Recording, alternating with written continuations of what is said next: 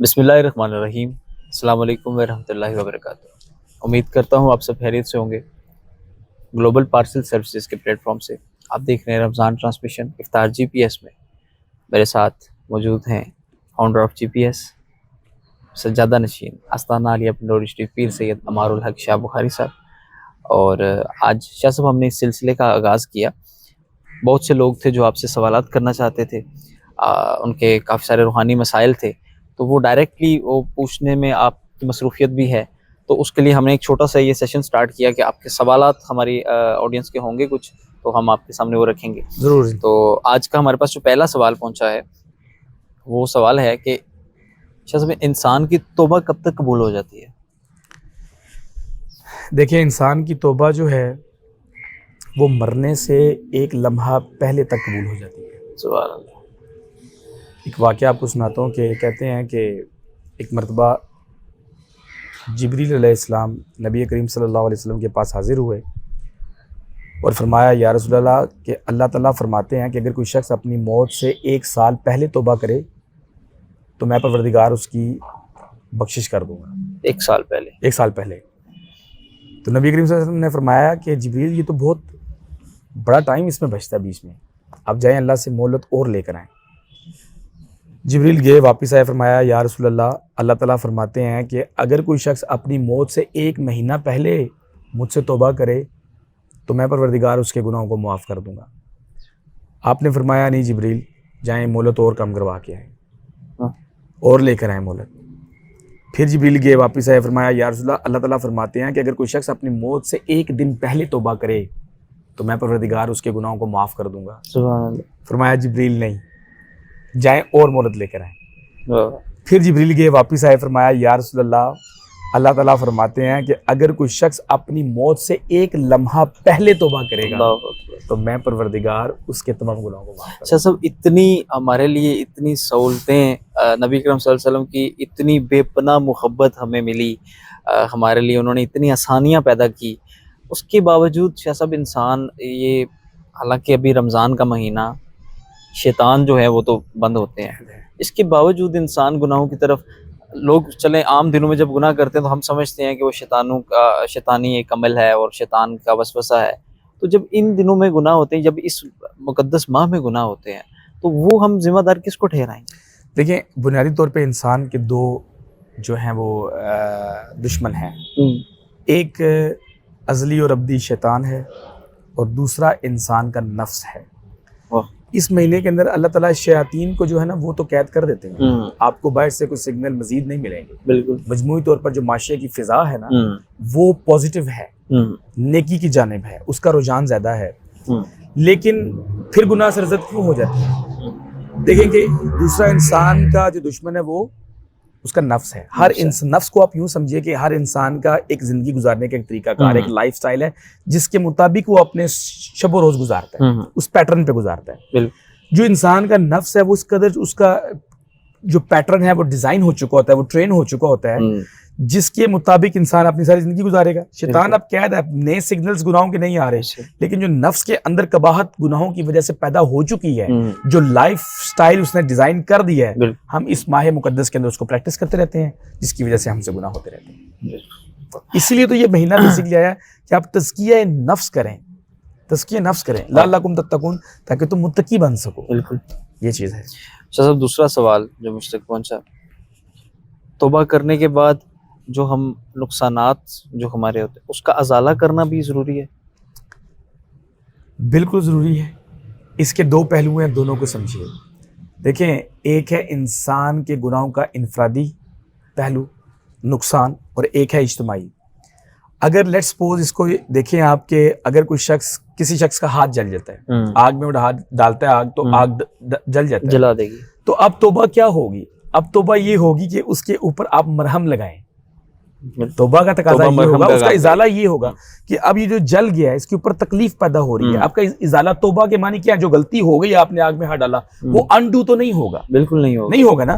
تو اب اس درد کو اور تکلیف کو کم کرنے کے لیے اور اس کو پروڈکٹیو بنانے کے لیے، دوبارہ یہ کام کر سکے آپ کی لائف میں، اسی طرح یہ پریکٹس کریں جب باقی انگلیاں کر رہی ہیں، آپ اس کے اوپر مرہم لگائیں گے۔ یہ ہے مغفرت آپ کی، جو آپ نے توبہ کی اس کے اللہ تعالیٰ نے مغفرت آپ معاف کر دی۔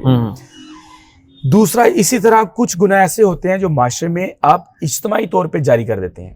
آپ کچھ ایسے لوگوں کو گناہوں کا عادی کر دیتے ہیں جو اس سے پہلے وہ نہیں تھے, پھر وہ اس سے وہ آگے دیے سے دیا جلاتا ہے اور وہ پورا گناہ جاریہ بن جاتا ہے.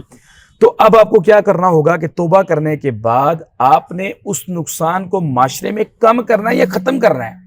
اس کے لیے آپ اپنی پوری زندگی لگائیں گے تاکہ وہ اس گناہ کا وبال کہیں نہ کہیں جا کے رک جائے, ورنہ آپ کے جانے کے بعد اس کا انسینٹیو تو آپ کو آتا رہے گا نا, گناہوں کا وبال تو آتا رہے گا. تو لہٰذا آپ کو یہ چاہیے کہ آپ اس کے ازالے کے طور پر کیا کریں, اعمال صالحہ کریں, اس کو ختم کریں یا منیمائز کریں, اور نیکی کے کاموں کو اتنا بڑھائیں تاکہ وہ اس کے متبادل طور پہ آپ کو جو ہے نا اس کا کچھ نہ کچھ پازیٹیو انسینٹیو آئے اور اس کا وبال آپ کی زندگی میں کم ہو جائے. اگر انسان سے کوئی ایسا گناہ ہو گیا ہے جس کا وہ توبہ کرتا ہے اس پہ, لیکن اس میں وہ کمی نہیں کر پائے گا, اس گناہ میں جو ہو گیا وہ نقصان ہو گیا, اب اس میں کمی نہیں کر پائے گا, تو کیا اس کی توبہ کافی ہوگی کہ اس کے مرنے کے بعد وہ گناہ اس کے سر سے ختم ہو جائے؟ نہیں, آپ کو اس کا ازالہ کرنا پڑے گا, ازالہ کرنا پڑے گا. یہ کبھی نہیں ہو سکتا. دیکھیں میں نے پہلے بھی آپ کو ایک مثال دی کہ لیٹس سپوز آپ ادھر دینا منگلا روڈ پہ کھڑے ہیں, آپ نے لاہور جانا ہے, آپ چوک میں آتے ہیں. گناہ کیا ہے بیسکلی, آپ چوک میں آتے ہیں, یہاں اس طرف رائٹ سائڈ پہ ہمارے پنڈی اور لیفٹ سائڈ پہ ہمارے لاہور ہے. گناہ یہ ہے کہ آپ نے چوک سے لیفٹ سائڈ پہ لاہور جانا تھا لیکن آپ کا قدم غلط سمت میں اٹھ گیا, یہ گناہ ہے. چلتے چلتے آپ سہاوا پہنچے, آپ کو احساس ہوا میں تو غلط سمت میں جا رہا ہوں, یا کسی نے ترغیب دلائی کہ بھائی تم کہاں جا رہے ہو, آپ نے کہا لاہور, اس نے کہا یہ بھائی پنڈی جا رہا ہے رستہ. تو جو احساس ہوا کہ میں غلط رستے پر آ گئی ہوں, یہ ہے دراصل توبہ. لیکن یہ احساس کر دینے کے بعد کیا آپ لاہور پہنچ گئے؟ نہیں. اب آپ کو اپنے قدم واپس لے کے آنے پڑیں گے دینا چوک میں, اور یہاں سے پھر صحیح سمت کی طرف جو قدم اٹھانا ہے نا, یہ اس کا ازالہ ہے تاکہ آپ صحیح منزل کی طرف جائیں. وہاں پہ آپ توبہ کر لیتے ہیں اور آپ قدم نہیں اٹھاتے تو آپ اپنی منزل پر نہیں پہنچے گے. دنیا میں آنے کے بعد ہماری منزل ہے کہ ہم نے اپنا تزکیہ کر کے اپنے اصلی گھر جنت کی طرف جانا ہے, تو اس کی طرف قدم اٹھانے ہوں گے نا. بالکل ایسے. تیسرا اور آخری سوال آج کا جو ہم مجھ تک پہنچا, سوال کافی عجیب ہے کہ اس امید پر گناہ کیا جا سکتا ہے کہ ہم توبہ کر لیں گے اور ہمیں معافی مل جائے گی؟ دیکھیں, میں حضرت عمر بن عبدالعزیز کا ایک واقعہ سناتا ہوں آپ کو کہ ان کو پیسوں کی ضرورت تھی, تو انہوں نے اپنے گھر میں مشورہ کیا, تو ان کی سیلری بڑی کم تھی, اس کے اندر یہ ان کی ضروریات پوری نہیں ہو سکتی تھی.